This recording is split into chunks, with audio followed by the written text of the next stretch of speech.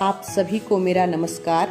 मैं डॉक्टर संगीता, सहायक प्रोफेसर हिंदी, राजकीय महिला स्नातकोत्तर महाविद्यालय गाजीपुर। सर्वप्रथम मैं गणतंत्र दिवस के इस पावन अवसर पर आप सभी को हार्दिक शुभकामनाएं देती हूँ। और आज जब हम लोग झंडा फहराने के लिए एकत्र हुए थे, उस समय का जो मौसम था उसको देखकर मुझे अपने प्रिय लेखक हरिशंकर परसाई का निबंध ठिठुरता हुआ गणतंत्र याद आ रहा था। आज हम लोग ठिठुरते हुए गणतंत्र से परिचित होंगे। तो मैं शुरू करती हूँ।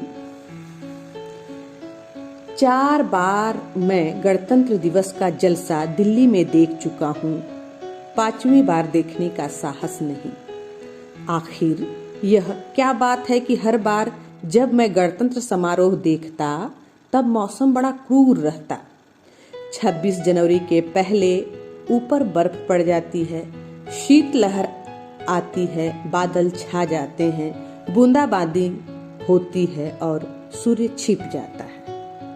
जैसे दिल्ली की कोई अपनी अर्थनीति नहीं है, वैसे ही अपना मौसम भी नहीं है। अर्थनीति जैसे डॉलर, पाउंड, रुपया, अंतर्राष्ट्रीय मुद्रा कोष या भारत सहायता क्लब से तय होते हैं, वैसे ही दिल्ली का मौसम कश्मीर, सिक्किम, राजस्थान आदि तय करते हैं। इतना बेवकूफ भी नहीं हूँ कि मान लूं जिस साल मैं समारोह देखता हूँ उसी साल ऐसा मौसम रहता है। हर साल देखने वाले बताते हैं कि ये हर गणतंत्र दिवस पर मौसम ऐसा ही धूपहीन ठिठुरन वाला होता है। आखिर बात क्या है, रहस्य क्या है? जब कांग्रेस टूटी नहीं थी तब मैंने एक कांग्रेसी मंत्री से पूछा था कि यह क्या बात है कि हर गणतंत्र दिवस को सूर्य छिपा रहता है, सूर्य की किरणों के तले हम उत्सव क्यों नहीं मना सकते? उन्होंने कहा, जरा धीरज रखिए, हम कोशिश में हैं कि सूर्य बाहर आ जाए, पर इतने बड़े सूर्य को बाहर निकालना आसान नहीं है, वक्त लगेगा। हमें सत्ता के कम से कम 100 वर्ष तो दिए। सूर्य को बाहर निकालने के लिए 100 वर्ष दिए, मगर हर साल उसका छोटा मोटा कोना तो निकलना दिखना चाहिए। सूर्य कोई बच्चा तो नहीं है जो अंतरिक्ष की कोख में अटका है, जिसे आप ऑपरेशन करके एक दिन में निकाल देंगे। इधर जब कांग्रेस के 2 हिस्से हो गए तब मैंने एक इंडिकेटी कांग्रेस से पूछा। उसने कहा, हम हर बार सूर्य को बादलों से बाहर निकालने की कोशिश करते थे, पर हर बार सिंडिकेट वाले अड़ंगा डाल देते थे। अब हम वादा करते हैं कि अगले गणतंत्र दिवस पर सूर्य को निकाल कर बताएंगे। एक सिंडिकेटी पास खड़ा सुन रहा था। वह बोल पड़ा, यह लेडी मतलब प्रधानमंत्री कम्युनिस्टों के चक्कर में आ गई है, वही उसे उकसा रहे हैं कि सूर्य को निकालो। उन्हें उम्मीद है कि बादलों के पीछे से उनका प्यारा लाल सूरज निकलेगा। हम कहते हैं कि सूर्य को निकालने की ही क्या जरूरत है? क्या बादलों को हटाने से काम नहीं चल सकता? मैं संसोपाई भाई से पूछता हूँ। वह कहता है, सूर्य गैर कांग्रेसवाद पर अमल कर रहा है। उसने डॉक्टर लोहिया के कहने पर हमारा पार्टी फॉर्म भर दिया था। कांग्रेसी प्रधानमंत्री को सलामी लेते वह कैसे देख सकता है? किसी गैर कांग्रेसी को प्रधानमंत्री बना दो तो सूर्य क्या, उसके अच्छे भी निकल पड़ेंगे। जनसंघी भाई से भी पूछा। उसने कहा, सूर्य सेकुलर होता तो इस सरकार की परेड में निकल आता। इस सरकार से आशा मत करो कि भगवान अंशुमाली को निकाल सकेगी। हमारे राज्य में ही सूर्य निकलेगा। साम्यवादी ने मुझसे साफ कहा, यह सब CIA का षड्यंत्र है। 7वें बेड़े से बादल दिल्ली भेजे जाते हैं। स्वतंत्र पार्टी के नेता ने कहा, रूस का पिछलग्गू बनने का और क्या नतीजा होगा?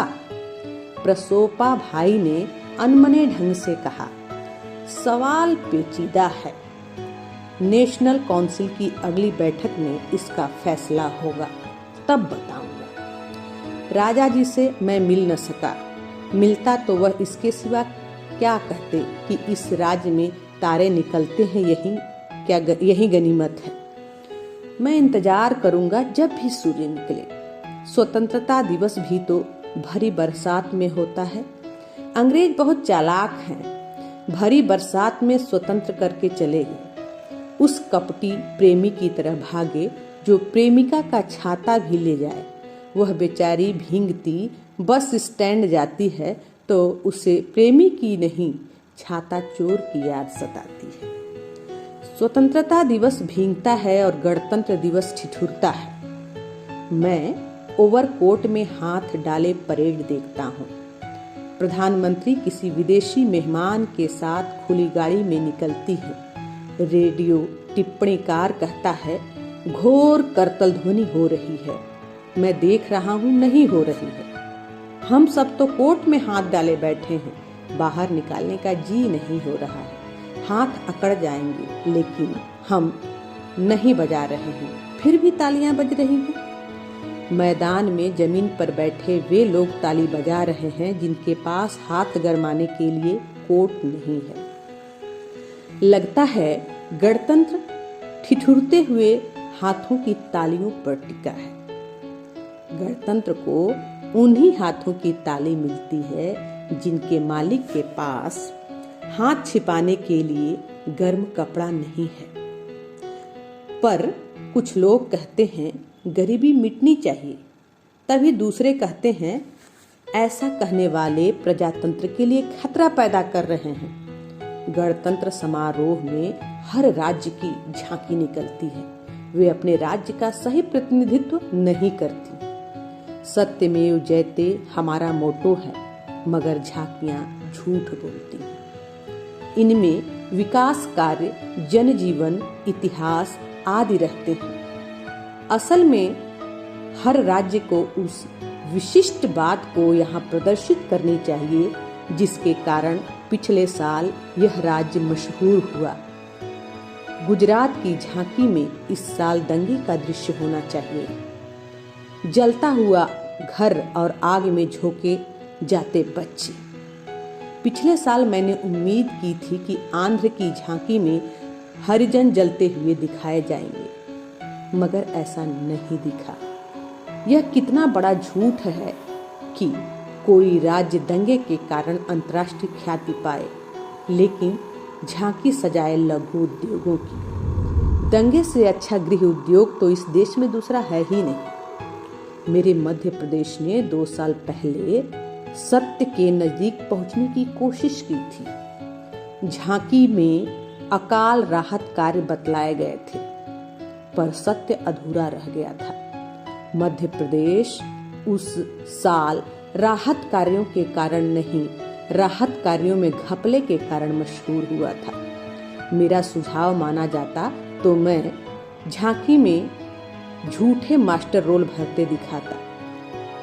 चुकारा करने वाले का अंगूठा हजारों मूर्खों के नाम के आगे लगवाता। नेता, अफसर, ठेकेदारों के बीच लेन देन का दृश्य दिखाता।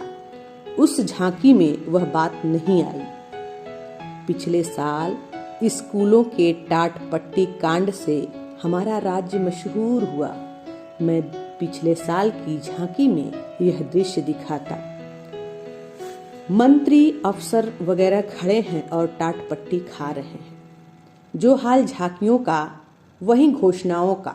हर साल घोषणा की जाती है कि समाजवाद आ रहा है, पर अभी तक नहीं आया। कहाँ अटक गया?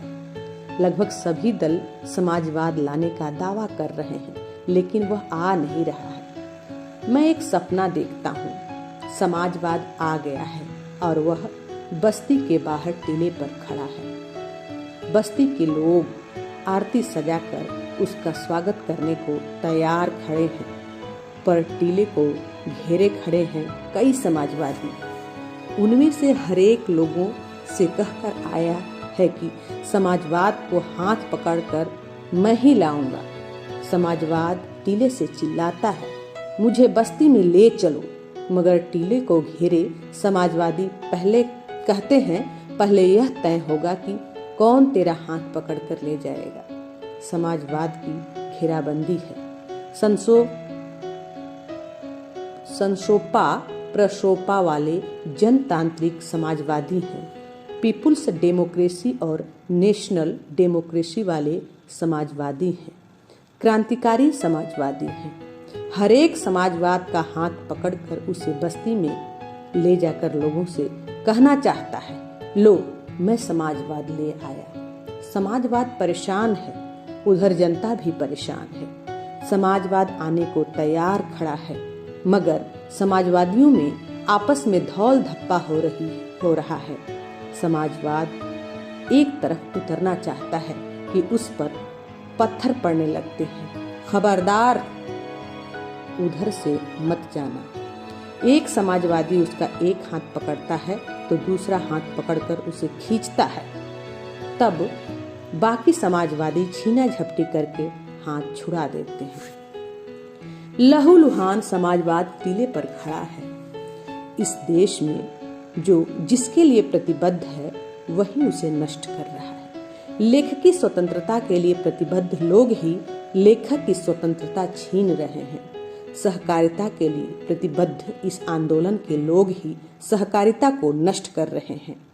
सहकारिता तो एक स्पिरिट है, सब मिलकर सहकारिता पूर्वक खाने लगते हैं और आंदोलन को नष्ट कर देते हैं। समाजवाद को समाजवादी ही रोके हुए हैं।